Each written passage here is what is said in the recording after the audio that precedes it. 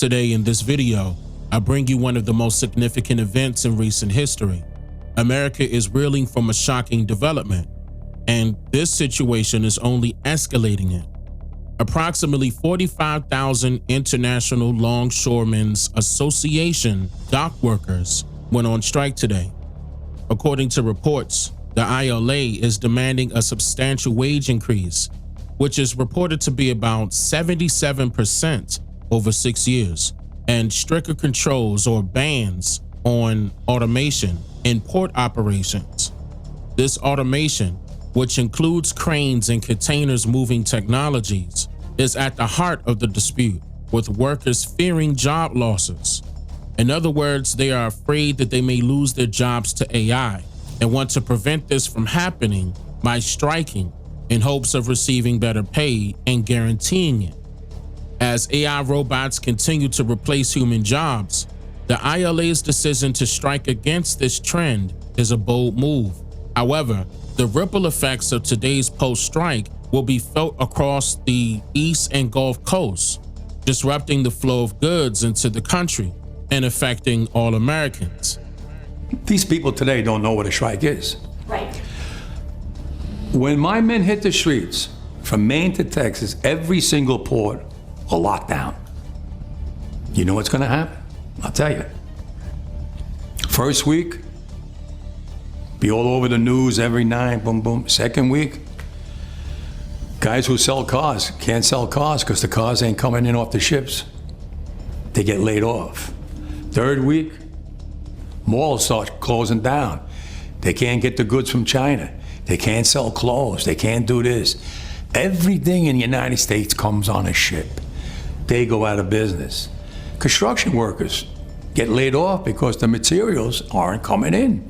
The steel's not coming in. The lumber's not coming in. They lose their job. Everybody's hating the longshoremen now because now they realize how important our jobs are. Now I have the president screaming at me, I'm putting a Taft-Hartley on you. Go ahead. Taft-Hartley means I have to go back to work for 90 days. That's a cooling off period. Do you think when I go back for 90 days, those men are going to go to work on that pier? It's going to cost the company's money to pay their salaries. Well, they went from 30 moves an hour maybe to 8. They're going to be like this. Who's going to win here in the long run?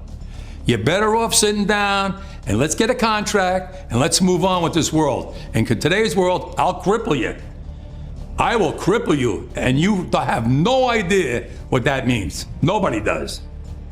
Ladies and gentlemen, this is a modern day labor dispute.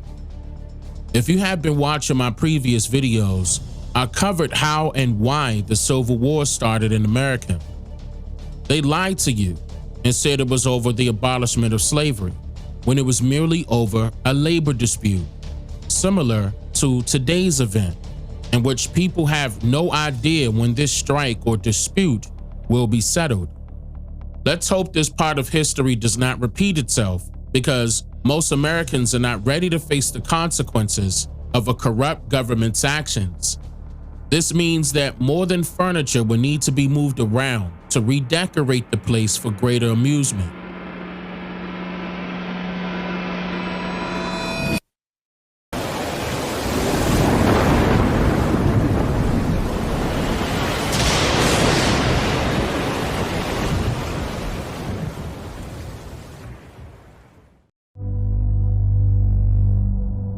Produced by Dane Calloway and Tanisha Calloway. Watch this brand new documentary, Mother Rosa, right now at DaneMakeYouThink.com.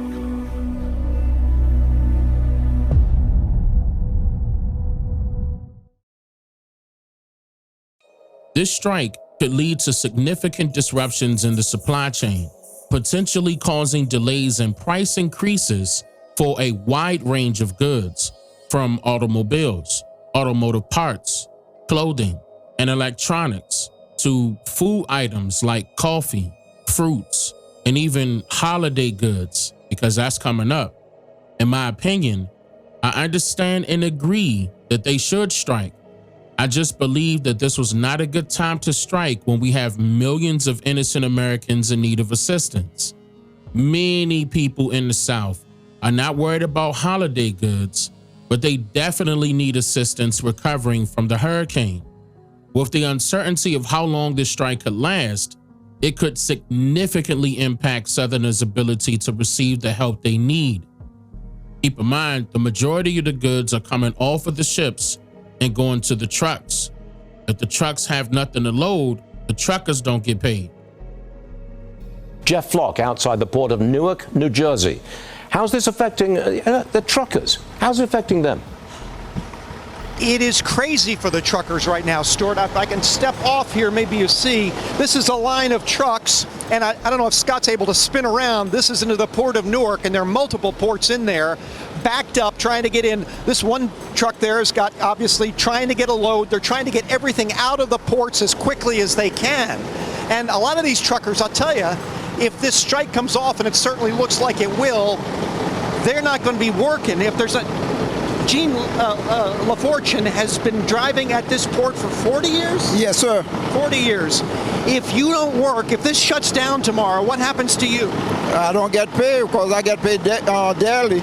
If it's shut down, that means I got to wait whenever they settle.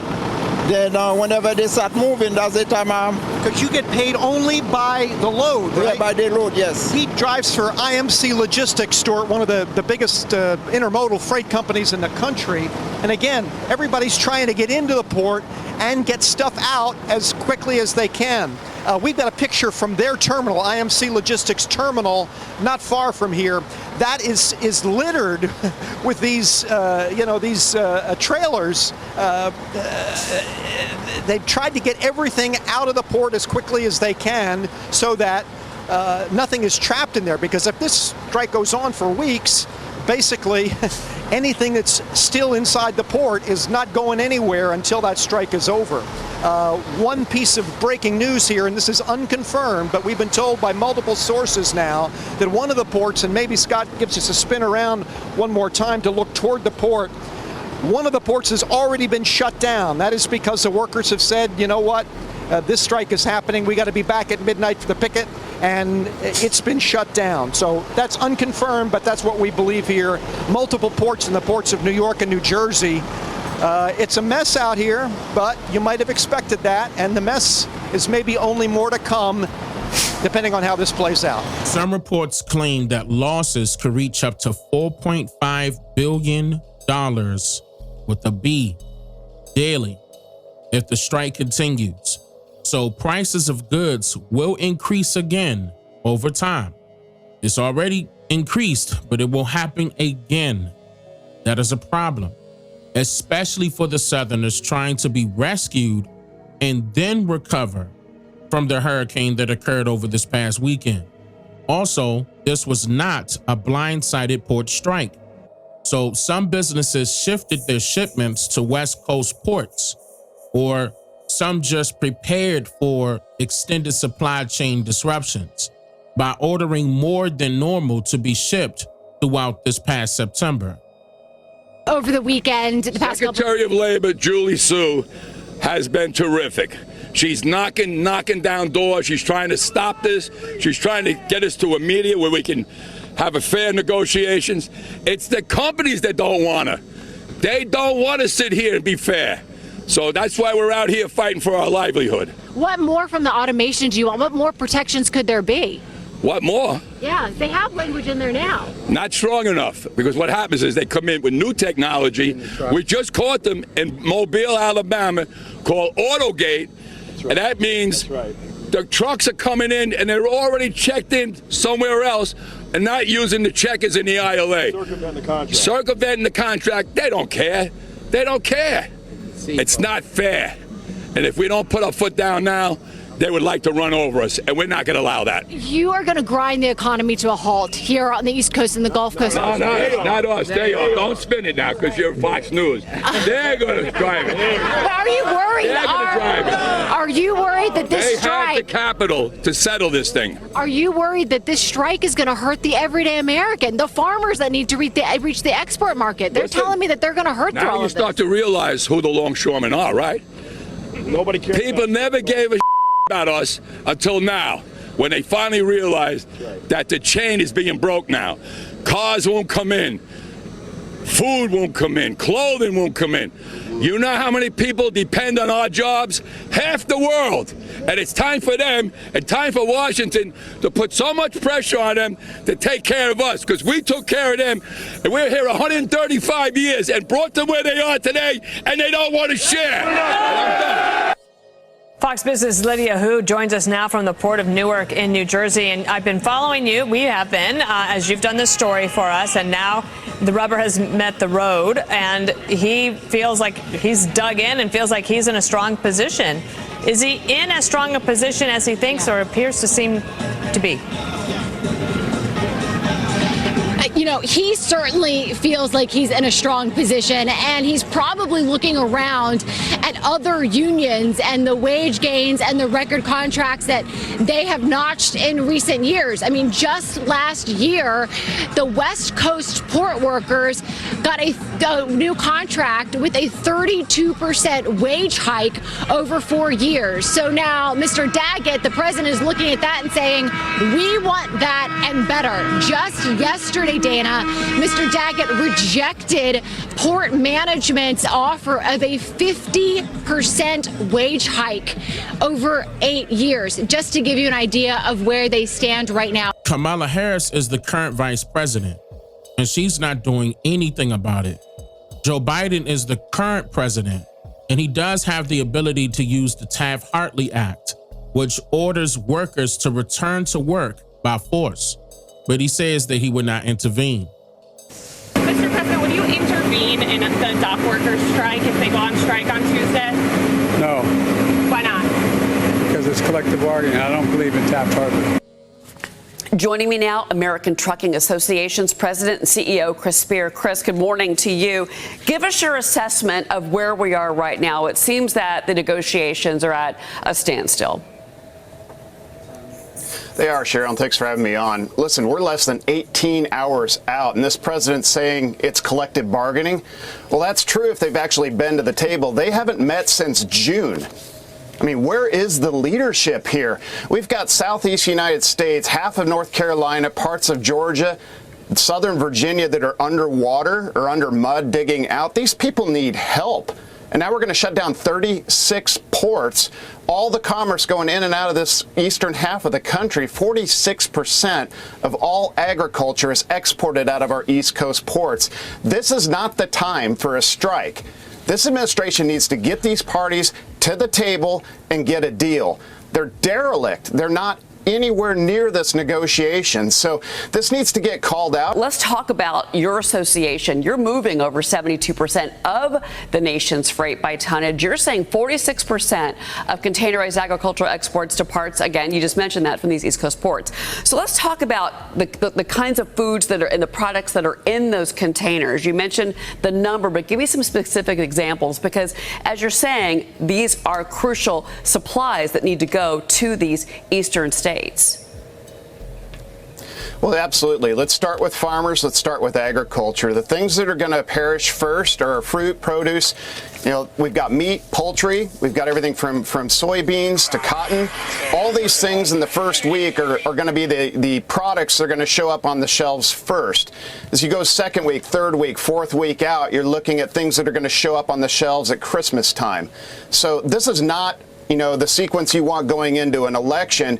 You know, this is really a disaster in the making. And you were talking about 45,000 workers, 36 ports. You've got 85,000 union workers, right? This could cost, and this is, I'm sorry, JP Morgan analysis, not Moody's.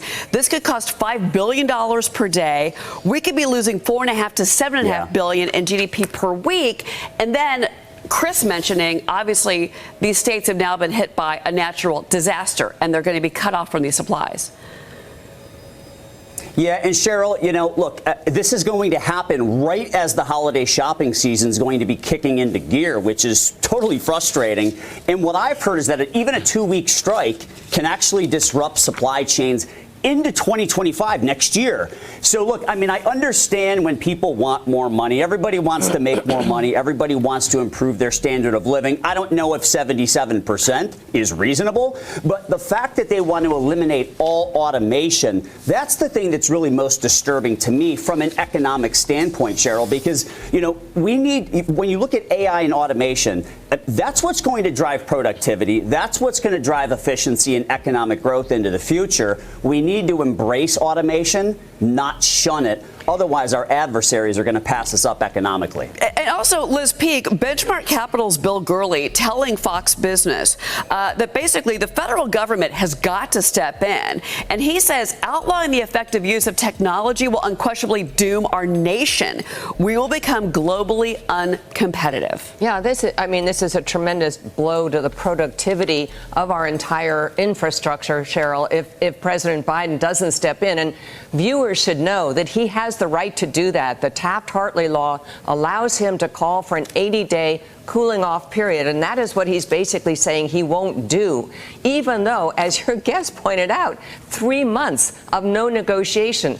The industry is at 40% pay hikes, and the workers want 77%. Obviously, that is a huge gulf, and there has been very little effort or ability to make that gulf smaller. So I think this is a disaster. And by the way, the second surge of inflation typically comes because workers demand outsized pay hikes to make up for the years where they've been behind because of inflation. That's, I think, the really scary prospect going forward. Boeing and now the longshoremen and their other unions also circling who want big pay hikes because of Biden's inflation problem. I suggest that everyone stock up on essentials without panicking. There is no need to panic. You have loved ones who depend on you. So use your brain and be smart about the decisions you make for you and your family. What else? I'm just here to make you think. Slow down. Yeah. Sub up, light up.